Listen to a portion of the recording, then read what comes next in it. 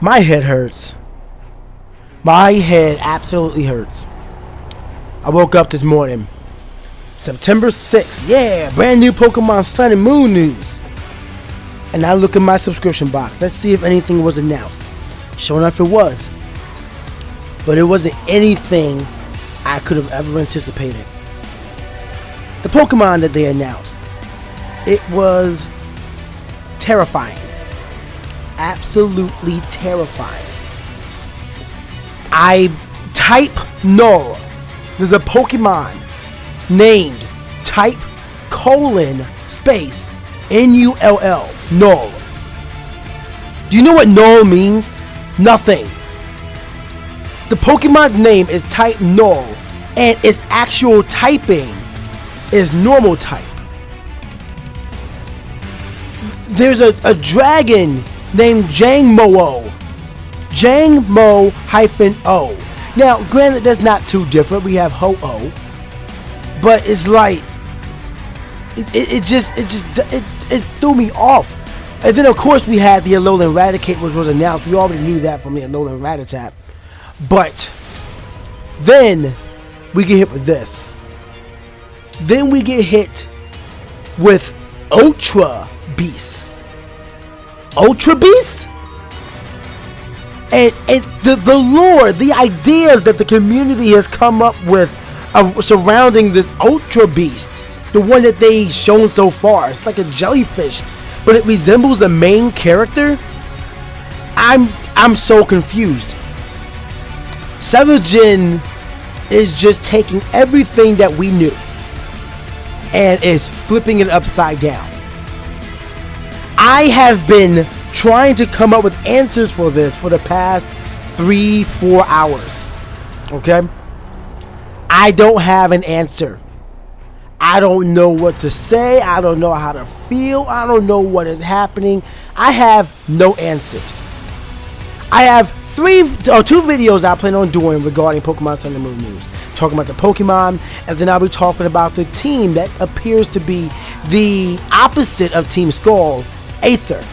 They're wearing all white, and they have the same type of classes, just different names. You have president, then you have the chairs, and then you have employees, which are pretty much the admins. The executive, the admins, and then the grunts. Except, they just gave them nicer names. But I'll get into that in another video. I'm talking about how much I'm confused about this video, and it's been like 3.5 minutes. I don't know what to think about this, but I am going to talk about everything as best I can. But more importantly than anything, I need some answers, some ideas, some thoughts from you guys. Because I don't think my thought process on my own is going to cut it. So please, after you hear me speak, let me know your thoughts in the comment section below.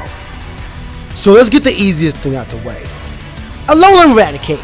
Dark normal type, literally the same thing as the pre-evolution was. Same abilities as well, with gluttony and hustle as well. So there's no real difference here. But one thing I do want to touch on right now, and I'll touch on more about it in the next video when I talk about the features in the game, is that apparently in Pokemon Sun and Moon, they are set 12 hours apart.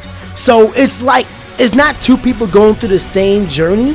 It's more so like one person goes through one journey and then the other one goes through it the same thing but at a different time, which causes you to encounter Solgaleo or Lunala, or in this case deal with different totem Pokemon. Now the example that they showed in the trailer is that Totem Gumshoes is for Pokemon Sun. In Pokemon Moon, Alola and Raticate will be your totem Pokemon.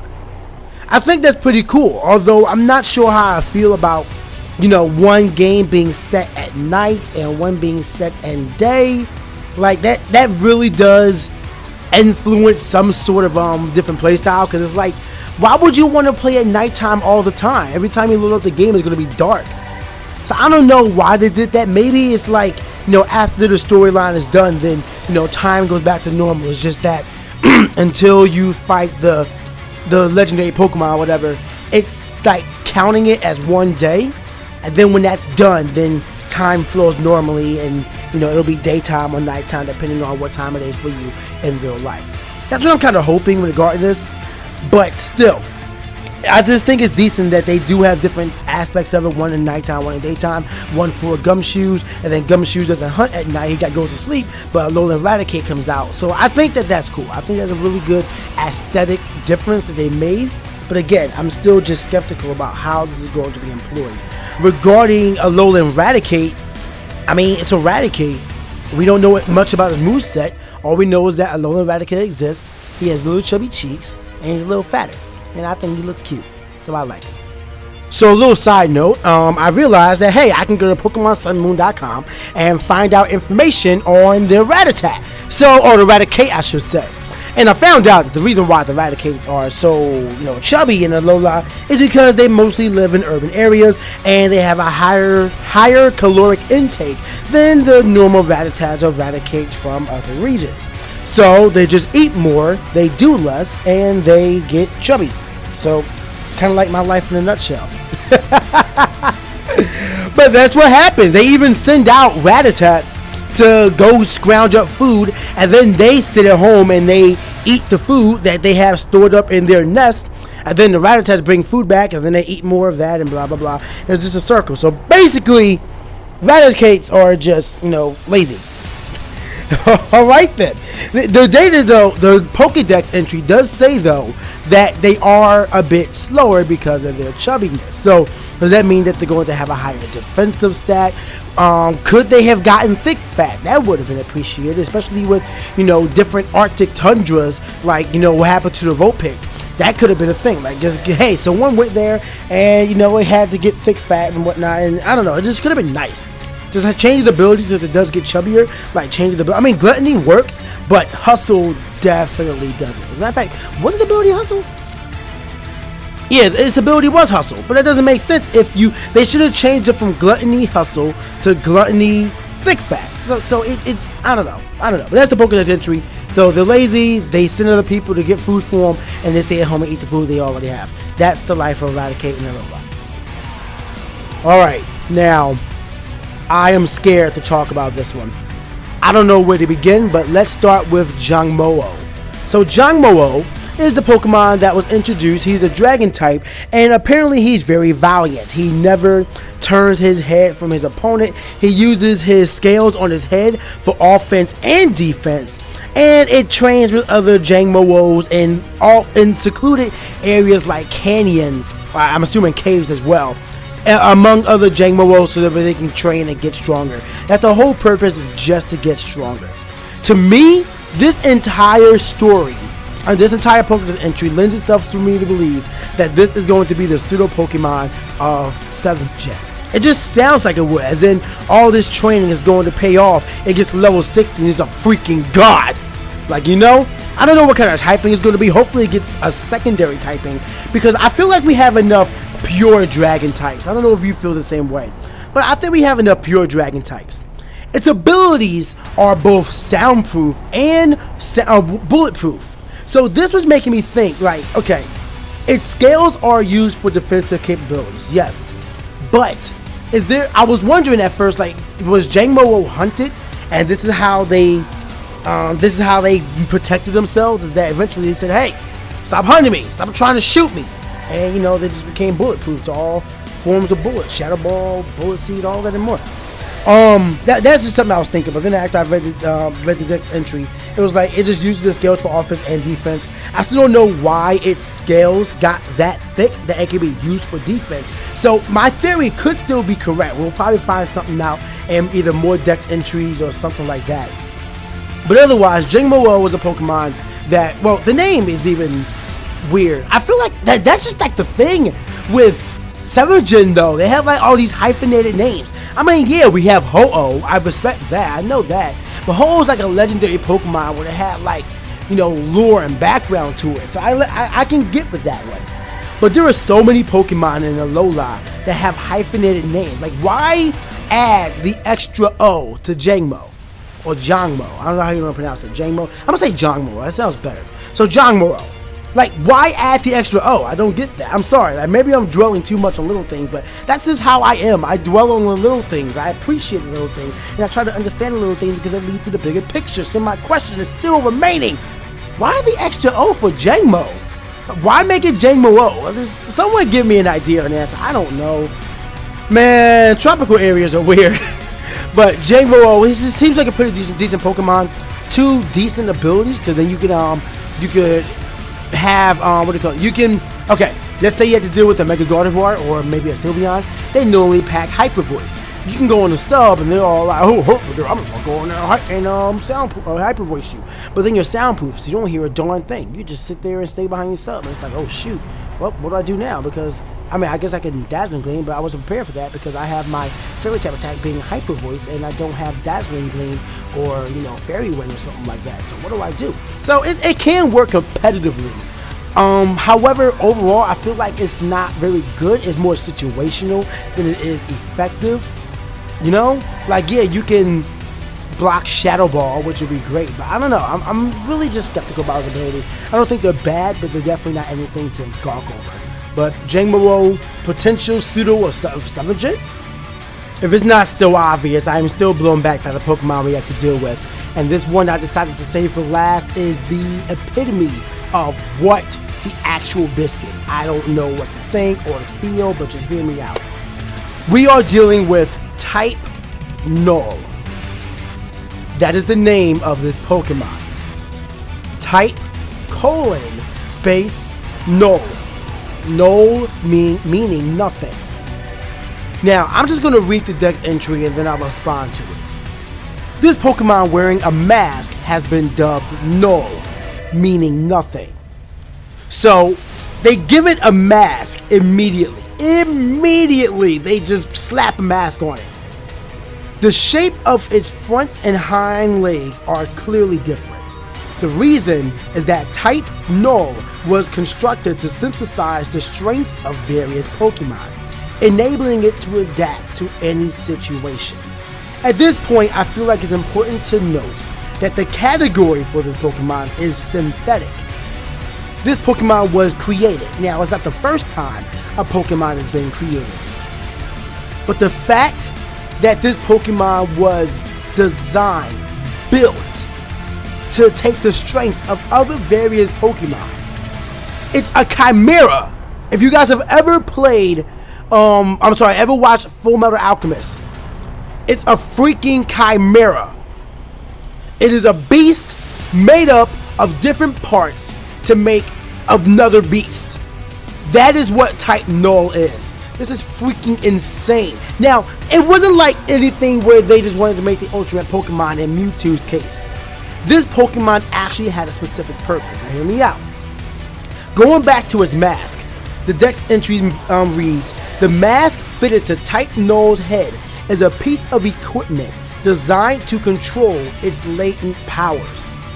It's extremely heavy, the mask is, so it also serves to hinder Type Null's agility. This right here leads me to believe that there's going to be something or some way to take this helmet off of this Pokemon to make him a god. Now, the reason why you would want to make him a god is the last line of his dex entry.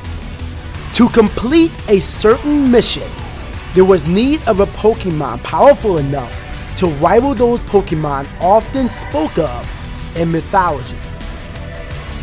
First of all, how can you make this Pokemon and then have something as obscure as that line? To complete a certain mission, it needed to rival the power of Pokemon often spoke of in mythology, which means that this Pokemon was built to compete with legendary Pokemon, to compete with Dialga, to compete with Lugia and Ho-Oh, to compete with Tornadus and Landorus, to compete with freaking Arceus.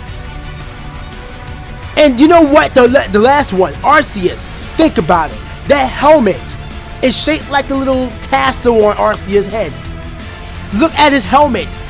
The little star thing, whatever it is, the little things that are protruding from the neck of the helmet, they're shaped just like Arceus's little belt. As a matter of fact, let me look into the dex entry of Arceus real quick. Okay, I was going to look. I had a vague memory of hearing that Arceus's belt that he wears was used or needed to regulate its awesome strength, which you guys already know that besides Mega Mewtwo, Arceus has the highest base stat total of every single Pokemon in the world at 720. It is a god. We know this. So I thought that that's what it was, but I was incorrect there. But in any case, what is it? Still, like, this Pokemon was made to contest with these kind of Pokemon. And it was made, again, like, look at it. It has the legs, like the hind legs, I'll say, of like an Arcanine, so it can start running fast. It looks like its front legs are meant for clawing, and then it's made on 4 legs so it can run faster than anything. It has a fin as a tail, so I'm assuming that it can swim faster. And they made this thing so strong that they had to regulate its awesome strength by putting a heavy helmet on his head. So we don't even see this Pokemon's face. What the actual heck is going on in Alola? This feels like the most obscure, serious, real game ever. Like, I don't understand what's going on. You have Team Skull, who's hurt because they were pushed over for being captains in the Alola region. So now they're upset and they're targeting Pokemon. Then you introduce this Team Aether, which I haven't touched on yet. I will in a video soon. But yeah, you introduce these guys who are completely made to go against Team Skull. You have all these island trials. You have what? It's so different. I don't understand what's going on. There is so much. I've yet to even scratch the surface of what this video just revealed. I have no ideas. Again, this entire video is pure speculation. If you have any suggestions, any ideas, just let me know. Let me know in the comment section below. One thing I do want to mention after getting out of this Pokédex entry is that it does show that it uses what I believe to be Tri-Attack. So maybe this is a special attacker, or maybe it's a mixed attacker. Again, it's meant to use the strengths of all various Pokemon, so it might be both. Like this, I don't know. And this ability is Battle Armor. You guys already know what Battle Armor does. I believe that just stops crits from being hit. So it's not the biggest thing, but I mean, I guess it's a thing. I'm not mad at it, but I mean, yeah, that's what Battle Armor does. No crits. But yeah, it's just Titan Nall, man. Not Titan Nall. Now, this last Pokemon I gotta talk about, I'm not even sure if it's an actual Pokemon. We have Ultra Beast announced. Ultra Beast. In the Alola region, rumors are flying about mysterious creatures known as Ultra Beasts. Ultra Beasts possess mighty powers and could pose a threat to humans and Pokemon, so they are feared. They don't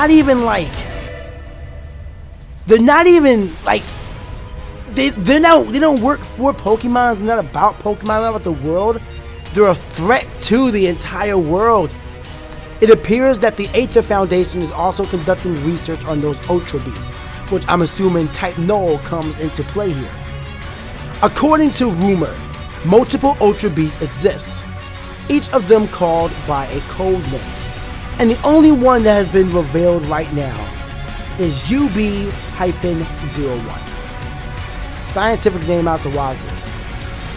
UB-01's body, reading this Pokédex entry, is composed of a glass-like substance. However, it's constantly changing shapes, never settling on one. While evidence of something like a survival instinct can be observed in UB-01, no one knows whether it has a will of its own or any emotions. It's said that, for some reason, its movements resemble those of a young girl. Which, you know, shout outs to the Pokemon community for catching that. You know, like just catching that read and just saying, hey, you know, this is something weird that's related to his character. And sure enough, that seems like it's what they were going for. But now we know that UB-01 changes its shape. So, I mean, this is it now. Doesn't mean it's what's going to be forever. You might see it as like a boat. You might see it as like a plane. You might see it as like a tree. You might see it like a bowl. You know, try to make yourself a bowl of oatmeal, and suddenly UB-01. I don't know, man. Again, I have no answers. What am I supposed to, what am I seeing here? What are we dealing with? Do I want to buy Pokemon Sun and Moon? Am I prepared mentally and physically to deal with what I am going to see and what I'm going to experience with this game?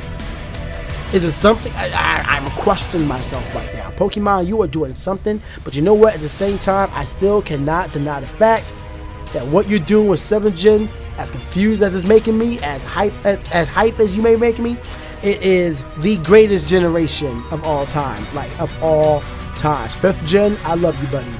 I love you like a love song. But you know what? The only thing that can make 7th Gen better is if they confirm the bring back the return of gems, like actual gems, 8 badges or whatnot. Bring that back, and this is perfect. You can't make this gen better. No idea. No idea. I have no idea. I don't know how to feel. This is the first time where I saw a trailer and I'm just like, Herpader, what am I going to do? Herpader, what am I seeing here? How do I deal with this now? I am flabbergasted. Kudos to you. I just need to get this game. I need to get this game. Please.